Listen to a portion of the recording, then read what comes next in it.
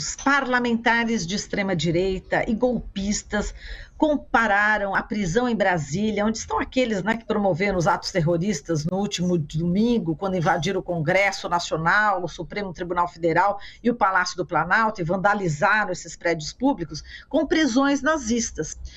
Enfim, vamos falar sobre esse grave, né, grave episódio da história aqui do Brasil com o Gabriel Mizrahi, graduado em Ciências Econômicas pela Universidade Federal do Rio de Janeiro, mestrado em História Social pela UFRJ, doutorando de Relações Internacionais da PUC do Rio de Janeiro. Foi assistente do Núcleo Interdisciplinar de Estudos Judaicos, também da Universidade Federal do Rio de Janeiro, e bolsista do projeto Israel Imaginário e a extrema-direita, vinculado à Open Society Foundations. Olá, Gabriel, bom dia, seja muito bem-vindo. Olá, bom dia. Bom, Gabriel, vamos começar aqui a falar já sobre o deputado federal Gustavo Gayer, do PL. Ele disse o seguinte, abre aspas, em nome da democracia, o Brasil acaba de ressuscitar os campos de concentração nazistas. Ainda temos aqui também uma pessoa bolsonarista que está presa em Brasília, dizendo, estamos sendo tratados como os nazistas trataram os judeus. População de bem, população trabalhadora, são idosos, senhoras e senhores, pais de família, trabalhadores brasileiros que estavam fazendo uma manifestação pacífica e ordeira.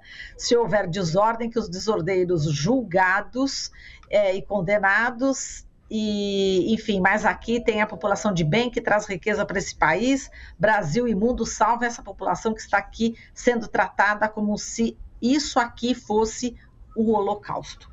Eu queria que você falasse, Gabriel, como é que você acompanhou, né, todas essas declarações, enfim, e essas comparações, né, que as pessoas insistem em fazer em relação a essa questão aí das prisões nazistas e o Holocausto. Gostaria que você falasse a gravidade disso que está acontecendo no Brasil.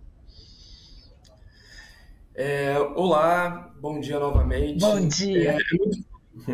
É muito curioso que haja essas comparações das prisões desses bolsonaristas com o Holocausto, porque isso não é só uma retórica, né? Não é só uma propaganda que eles estão fazendo como se as instituições estivessem torturando eles de alguma maneira.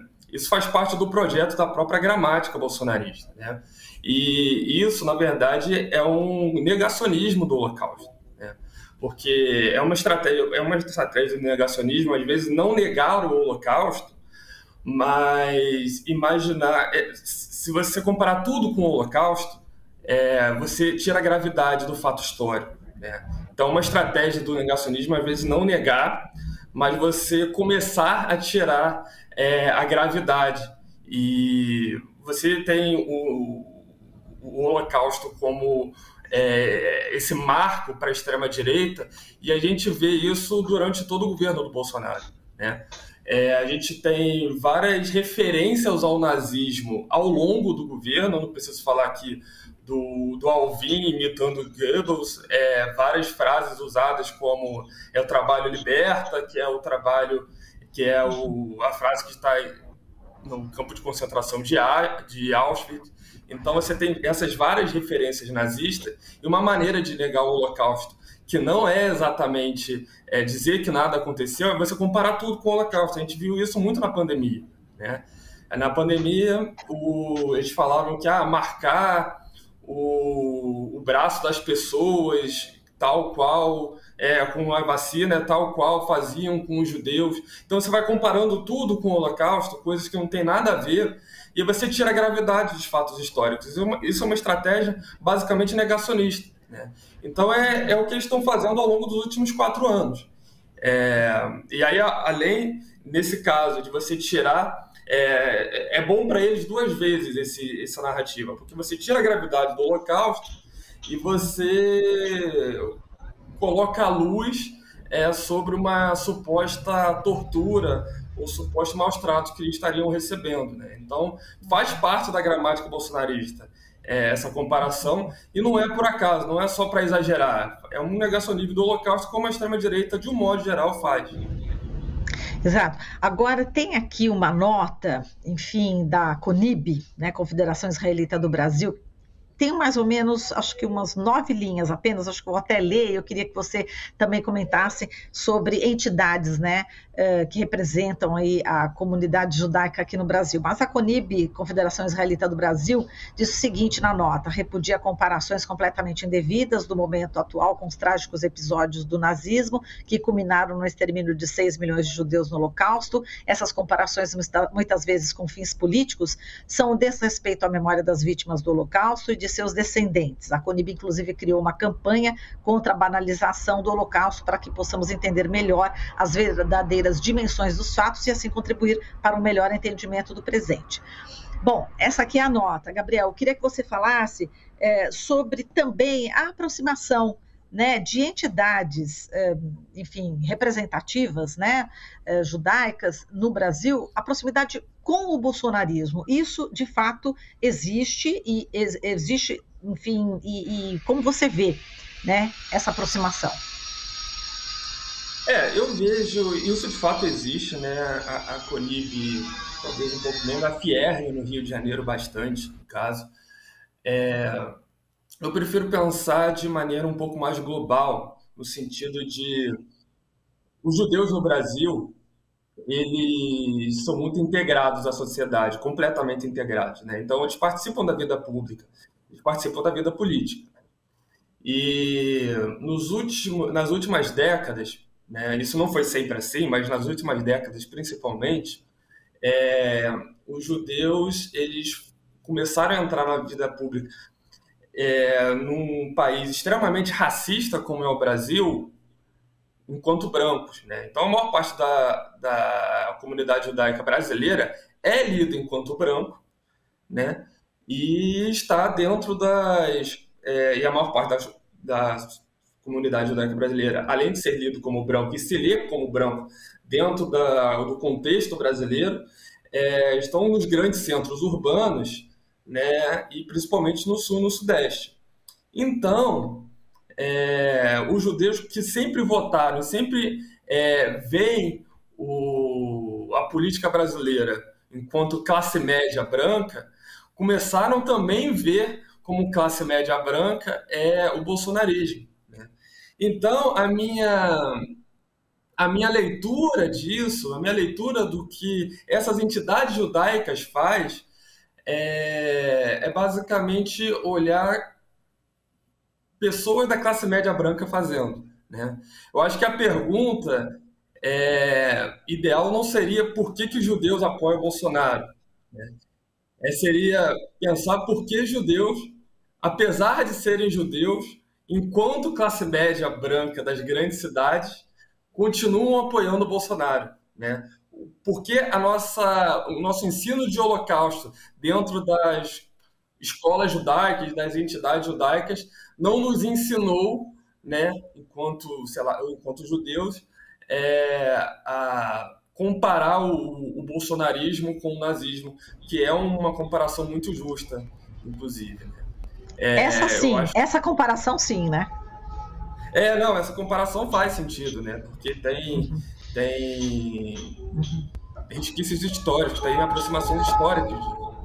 Eu acho que muito da nossa educação do Holocausto, e aí eu não falo apenas da comunidade judaica, mas como se ensina o Holocausto nas escolas, de um modo geral, a gente olha muito para a tragédia, né? A gente olha muito para a pilha de corpos, para a barbárie.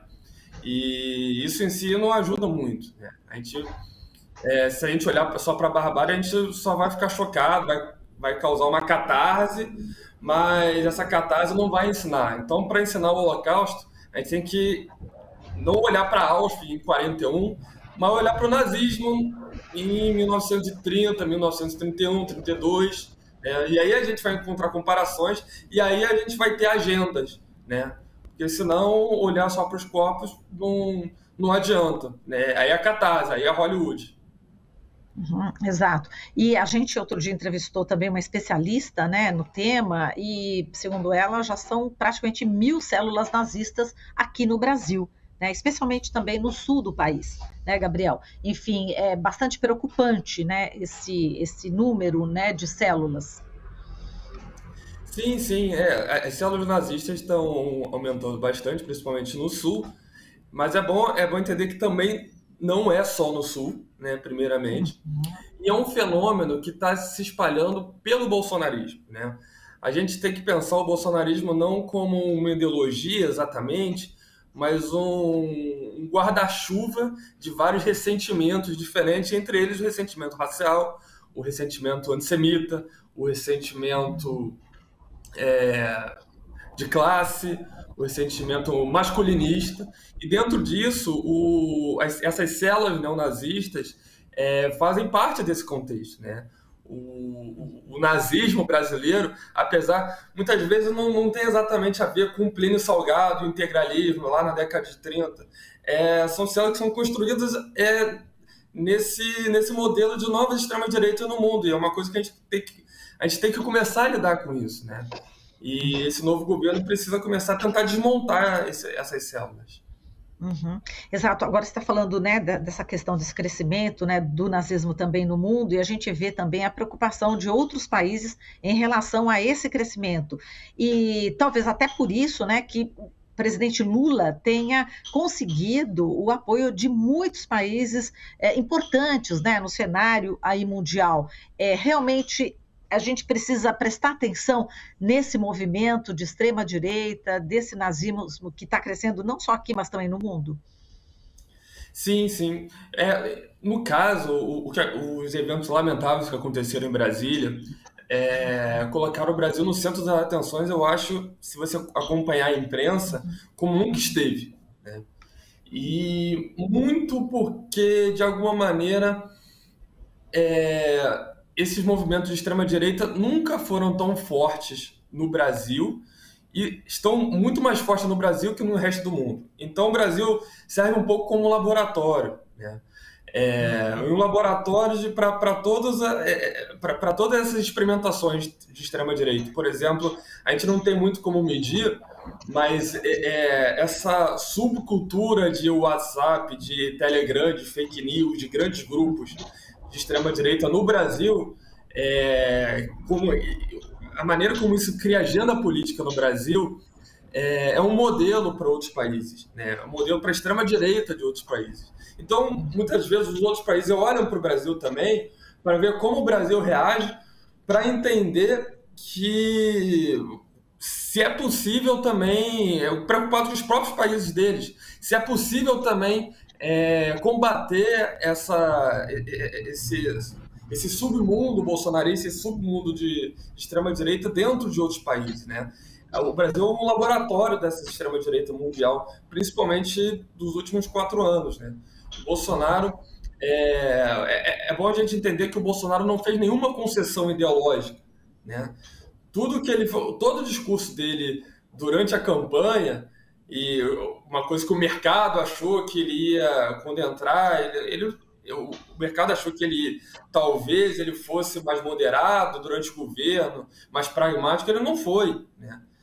E ele criou esse caldo cultural de extrema-direita, e a gente tem que lidar com ele hoje, né? Nenhum país, nenhuma democracia liberal, digamos assim, hoje em dia, tão consolidada essa extrema-direita. Por isso que os países estão vendo o Brasil muito como um laboratório também, para olhar para os próprios extrema-direita própria, né? Principalmente na Europa. Exato. E aí, quando a gente vê também na área cultural, né, por exemplo, a atriz Regina Duarte, que já foi ministra, né, da Cultura do ex-governo, ela dizendo, né, que chamando as prisões onde estão aí esses extremistas, enfim, esses golpistas, estão detidos em campos de concentração, né, repete de novo isso, e ela ainda posta um vídeo, né, de uma influenciadora bolsonarista que se chama Eliana Benatti, e ela faz esse paralelo de novo, né, chamou de desmandos do poder legislativo e do judiciário e o Holocausto. E ela diz que, embora não ache que os dois estão no mesmo patamar de gravidade, entende por que os judeus se sujeitaram mansamente ao que aconteceu com eles até chegar ao genocídio. como é importante a gente esclarecer também o que foi, né, o Holocausto, que foram as prisões nazistas, nesse momento onde a gente tem uma pessoa que é muito conhecida na área cultural divulgar uma barbaridade dessa, hein, Gabriel? Pois eu acho que a gente, como eu falei anteriormente, né, eu acho que a gente falhou muito na educação do Holocausto, né? O Holocausto, eu acho que é uma coisa que a gente está muito na cultura pop, né? Tá muito, as pessoas conhecem as referências do Holocausto, conhecem os símbolos nazistas, mas é tão sacralizado no sentido de quase como um mal absoluto o nazismo, né? Quase como uma coisa que alienígenas vieram e colocaram os nazistas aqui, que estão todos psicopatas, são todos pessoas que não existem por aí andando na rua, né? Que a gente despolitizou o nazismo, né? Virou um mal absoluto, virou um vilanismo de novela ou de filme de terror, né? E aí tem essa dissonância que a gente faz entre o que foi o nazismo, que foi uma construção social de ódio também, de ressentimento, né, de nacionalismo extremo, que vai culminar também num darwinismo social, e todas essas questões que vêm do nazismo da década de 20, da década de 30, todo esse caldo cultural, e pensar que os nazistas eram pessoas, né? Eram pessoas como os bolsonaristas são, e que têm família, né? Que não são mal, que aparentemente não são um mal absoluto, mas que podem perpetrar esse mal absoluto, né? Então, pensar que novamente a gente falhou nisso, né? Todo mundo conhece o nazismo, todo mundo conhece as referências do nazismo, né? Todo mundo vê filmes de nazismo, mas ninguém consegue raciocinar por isso, né? Então a gente tem que começar a ensinar nazismo de fato, né? Como uma causa, como um evento histórico, né? E é isso, um evento histórico que a gente tem que colocar. Exato, que a gente não pode esquecer de forma nenhuma, justamente para não repetir, a questão da memória é fundamental, né, Gabriel? Agora, para a gente encerrar, eu queria que você falasse um pouquinho, você é doutorando, né, de Relações Internacionais da PUC do Rio de Janeiro, eu queria que você falasse sobre o seu objeto de estudo. Então, o meu objeto de estudo em si, eu estudo muito o bolsonarismo, de acordo com uma chave de leitura muito específica que eu faço através da Israel imaginária, que é um conceito criado pelo professor Michel Guerra, que a gente pensa o bolsonarismo não exatamente como uma ideologia muito fechada, né? Porque uma ideologia como a gente tem o liberalismo, como a gente tem o comunismo, que são ideologias que têm uma doutrina muito fechada, mas como a gente pensa normalmente o fascismo. O fascismo não é exatamente uma ideologia, e sim uma maneira de pensar o mundo, como estética e como discurso, né? Então, você não tem exatamente um projeto de poder, mas você tem um projeto estético. E essa estética bolsonarista, né, que é muito parecido com a estética fascista, mas no caso do bolsonarismo, você tem uma estética que a gente acopla a Israel, mas não ao país Israel que a gente conhece como um Estado, que tem todos os problemas, mas é um Estado que tem uma sociedade civil e tal, mas uma Israel imaginária, que é feito de pessoas imaginárias, de uma sociedade imaginária, que é completamente branca, que é completamente masculinista, que é completamente armamentista e conservadora. Então, o bolsonarismo enxerga Israel com esses 4 pilares: branco, armamentista, masculinista e conservador, e enxerga esse Israel como um modelo de sociedade ideal, né? Então, essa estética de Israel, e aí Israel vai ser algo divino, né? Vai ser quase como a terra prometida, né? A utopia bolsonarista, né? E aí o bolsonarismo quer sempre rumar, né? Não como um projeto ideológico, mas como um projeto estético para esse campo, né? E aí a gente vê isso, por exemplo, dentro dos acampamentos, né? De pessoas que às vezes você vai entrevistar eles, eles não conseguem exatamente falar qual o projeto de futuro que eles querem, mas eles estão lá imitando o exército, né? Eles estão lá imitando uma reza, mas também eles falam mal de padre, né? É uma coisa meio misturada, mas é um projeto estético, né? Projeto estético nesses quatro campos, né? Branquitude, armamentismo, que aí você tem o exército, né? Muito parte do conservadorismo, que aí tem igrejas e cristianismo de um modo geral, e o masculinismo, né? É basicamente esse, em notas gerais, o meu projeto. Tá certo. Gabriel, a gente agradece demais aqui a sua presença. Espero contar com você mais vezes aqui no jornal para você compartilhar aí seus conhecimentos. Muitíssimo importante, viu, o que você falou hoje. Muitíssimo obrigada e até uma próxima oportunidade. Eu que agradeço pelo convite. Quando chamar, pode deixar que eu venho. Muito obrigado e até a próxima. Bom dia. Até a próxima, bom dia. A gente falou aqui com o Gabriel Mizrahi, ele que é graduado em Ciências Econômicas pela Universidade Federal do Rio de Janeiro, mestrado em História Social pela UFRJ e doutorando de Relações Internacionais da PUC do Rio de Janeiro. Estamos apresentando Jornal Brasil Atual. As notícias que os outros não dão.